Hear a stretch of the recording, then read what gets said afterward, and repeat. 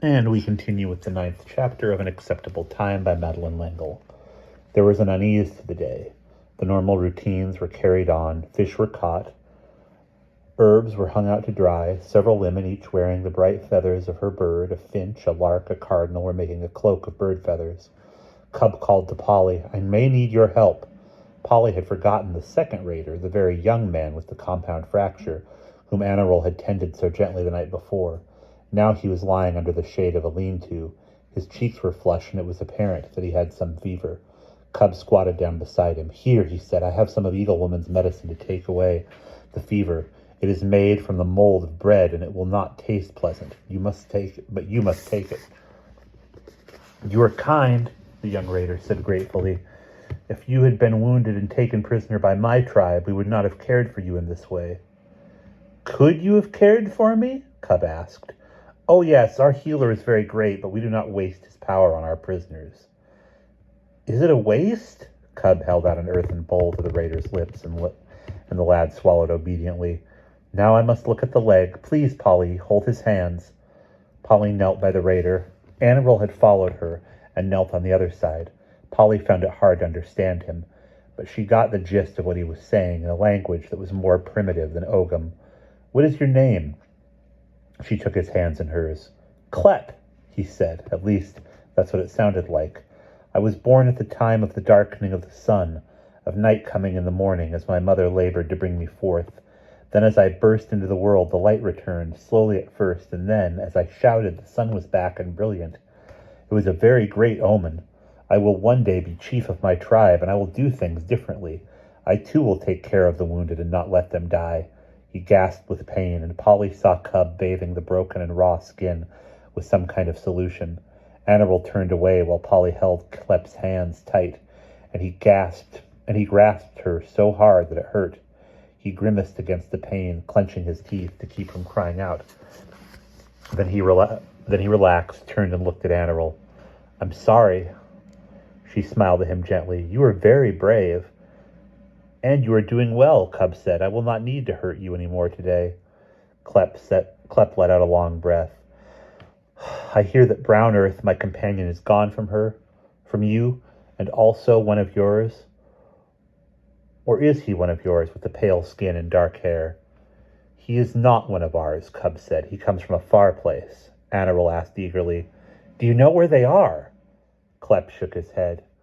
"Not where they are or how they left. Your medicine made me sleep like a child, and I heard nothing."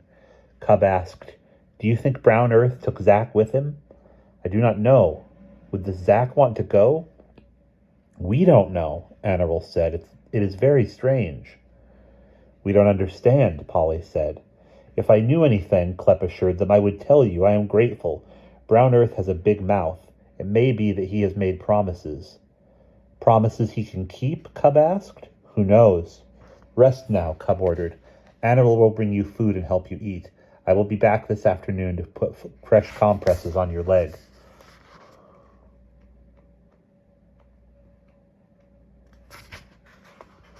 They reported their conversation to Corrales. "It solves nothing," he said, "but you have been helpful. Clep may yet be helpful. Who knows? Thank you, Eagle Woman. Thank you. Eagle Woman sends her thanks to you, Polly. Cub will need you again when he dresses her shoulder." "Anarol," he smiled gently at the girl, "is a nourisher, but she cannot take the sight of blood." "It is true," Anarol agreed. "When I cut my finger, I screamed, poor bishop, but I will be glad to help Clep eat." We are glad you are here, Polly," Corrales said. "And we wish you could return to your own time. You must wish that too." Polly shook her head. "Not until we find Zachary, and not until there is rain." The attack came during the night. Og woke Polly, barking loudly. Anarol was up in a flash, spear in hand. Polly followed her. Torches cast a bloody glow over the fighting people, and at first Polly could not tell which were the people of the wind and which were the raiders. Then she saw Og rushing to Corrales' aid, jumping on a raider who had a spear at Corrales' ribs. Og clamped the man's wrist in his jaws, and the spear fell. Then Polly felt something dark flung over her, and she was picked up like a sack of potatoes. Her screaming mingled with the general shouting. She tried to kick, to wriggle free, but her captor held her tight as he ran with her. She could not tell in which direction they were going. She heard the snapping of twigs underfoot, felt branches brushing by. Then, at last, she was put down and the covering removed from her head. They were on the beach, out of sight of the village. Trees reached almost to the lake's edge. The moon was high, and she gasped as she saw Zachary standing by a shallow canoe. "Zach!" "You brought her," Zachary said to her captor. "Good." "Get in the canoe," Zachary said. His face was white and pinched in the moonlight, but his voice was sharp. "What is this?" Polly demanded. "It's all right, sweet Paul. Really it is," Zachary reassured her. "I need you." She drew back. "I'm not going anywhere." Her captor's hands were around her elbows, and she was propelled toward the canoe. He was not Brown Earth, the raider who had the concussion, but an older man, muscled, heavy. "He won't hurt you as long as you don't make a fuss, I promise," Zachary said. "Please, Paul," he was cajoling, "just come with me." "Where?" "Across the lake." "To the people who are trying to take our land?" Her voice rose with incredulity. "Our land?" Zachary asked. "What do you care about it? It's 3,000 years ago. You don't know anything about the people across the lake. They aren't enemies. They attacked us," he overrode her, speaking eagerly. "They have a healer, Polly, an old man, wise and full of experience. Brown Earth saw Cub. Cub will help you." Zachary shook his head. "He's too young. He doesn't know enough. The healer across the lake has power. He can make me better." "Fine," Polly said. "Go to him, but leave me out of it." "I can't, Polly, love. I would if I could, but they want to see you." "Me? Why?" "Because you called the snake and it came. They think you're some kind of goddess. That's nonsense. Anyhow, how can you understand what they're saying?" "If I can get them to speak slowly enough, I get the gist of things. I'm not good at Ogham like you, but I get enough, and sign language can be very effective," Zachary said. "How else do you think Brown Earth got me to go with him? Please, Polly, please. I don't want him to have to hurt you." "You'd let him? I thought you cared about not hurting—" "Ouch!" Her captor's hands tightened about her arms like a vice. "Please, Polly, just come, and everything will be all right." "Take your hands off me," Polly snapped. She opened her mouth to scream for help, but her captor silenced her with a rough hand. From the village she could hear sounds of shouting, so probably her cry would not be heard. Her captor shoved her toward the canoe. He was taller than she was, and full of brawn. To try to fight him was folly. At the moment it seemed the simplest thing to get into the canoe, to go with Zachary and the raider to see what all this was about. The raider pushed the bark off the narrow beach, grating it over the pebbles, then leapt in lightly, barely causing it to sway. Zachary reached out to touch Polly's knee. "I'm sorry, Polly. You know I don't want to hurt you. You know that." His voice was drawn and anxious. "They sent this goon with me because they were afraid I mightn't bring you.